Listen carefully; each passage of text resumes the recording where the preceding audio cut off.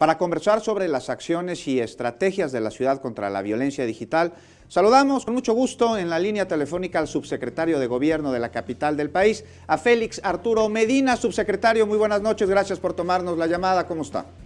¿Qué tal? Muy buenas noches,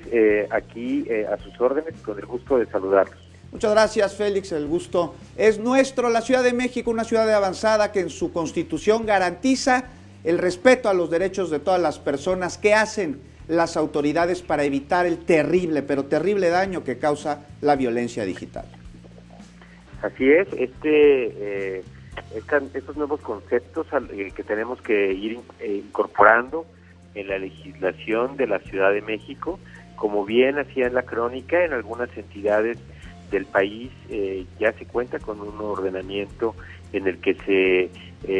han abordado reformas del uso responsable de las tecnologías y sobre todo de la defensa de los derechos digitales y principalmente de las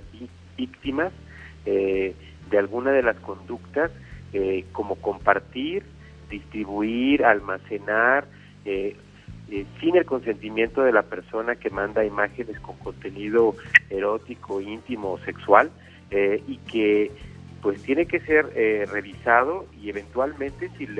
el Congreso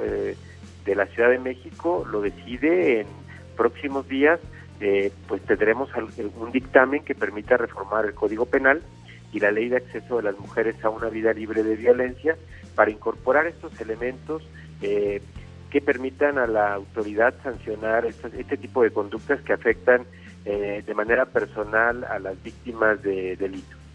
Subsecretario, de lo que podría ser un delito, perdón. ¿Cómo se trabaja con la sociedad? Es decir, las autoridades, el Congreso, los diputados están haciendo lo propio, pero el gobierno de la ciudad, ¿cómo trabaja de manera cercana con la ciudadanía para prevenir e informar sobre este tipo de acciones que pueden dañar, ya lo veíamos, desde la forma emocional hasta el estado físico de las víctimas?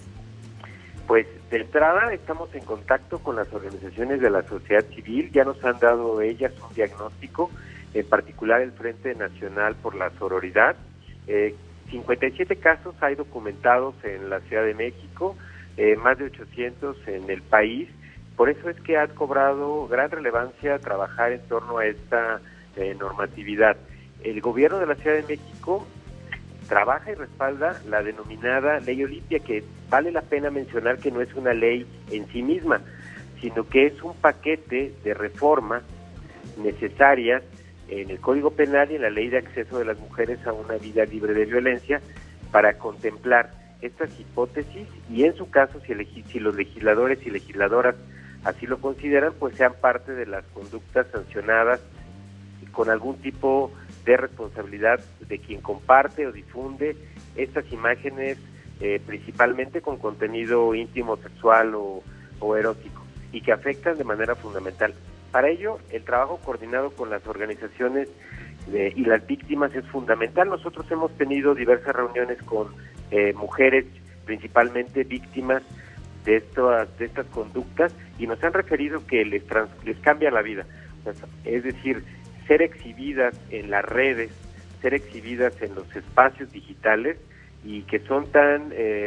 rápidos en la difusión de información, pueden afectar la vida de una persona de manera total y conducir en algunos casos incluso al suicidio, el abandono de la escuela, el abandono del trabajo. Por ello es importante reflexionar en torno a este tema y esperamos que la discusión que den próximamente los diputados del Congreso de la Ciudad de México generen un nuevo marco jurídico que ayude a sancionar este tipo de conductas en la ciudad. Y como les mencionaba antes, 57 casos son los que tienen ellas documentados y que están esperando que la legislación sea aprobada para evaluar e iniciar acciones contra estas personas que de manera inadecuada han compartido, almacenado, vendido a páginas que trafican, comercian con estas imágenes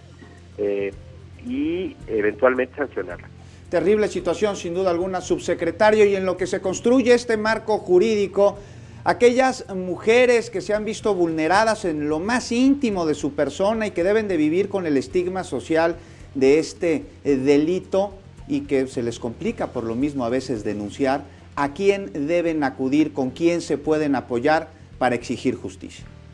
En la Ciudad de México contamos con la Secretaría de las Mujeres de la Ciudad de México, que está integrada y encabezada por muchas mujeres con profunda convicción de apoyo a la lucha por los derechos de las niñas y las mujeres en la Ciudad de México, y ellas cuentan con unidades de atención en cada una de las alcaldías y de manera central. Se pueden acercar a ellas, también se pueden acercar a la Procuraduría General de Justicia de la Ciudad de México, a las áreas de atención a víctimas, pero también debo mencionar que esto es la revisión de estas conductas para que sean sancionadas como tales, como violencia digital o por compartir estos contenidos, está aún en revisión. Sin embargo, la atención que podemos dar es integral, no solamente la atención legal para que se sancione a la persona que va a cometer esta conducta, sino también atención psicológica o apoyo emocional en algunos casos, o algún otro de asesoría y acompañamiento. Lo importante es que las mujeres de la ciudad sientan y perciban y vivan de manera puntual el apoyo que tenemos las instituciones del gobierno de la ciudad, encabezado por la doctora Claudia Sheinbaum, para dar atención a esta problemática. Elemental esta atención. Subsecretario, y aprovechando que tan amablemente nos tomó la llamada, quisiéramos, si está de acuerdo, cambiar un poquito de tema y preguntarle sobre lo sucedido ayer en el enfrentamiento entre policías federales y policías de la Secretaría de Seguridad Ciudadana de la capital del país, allá en la Terminal 1 del aeropuerto. ¿Considera usted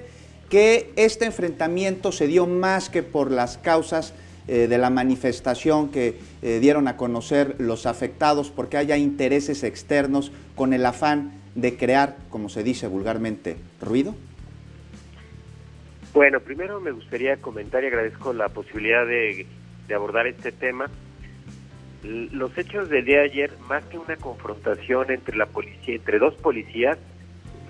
fue, por un lado, el actuar de la policía de la Ciudad de México para la implementación del nuevo marco jurídico de actuación y garantizar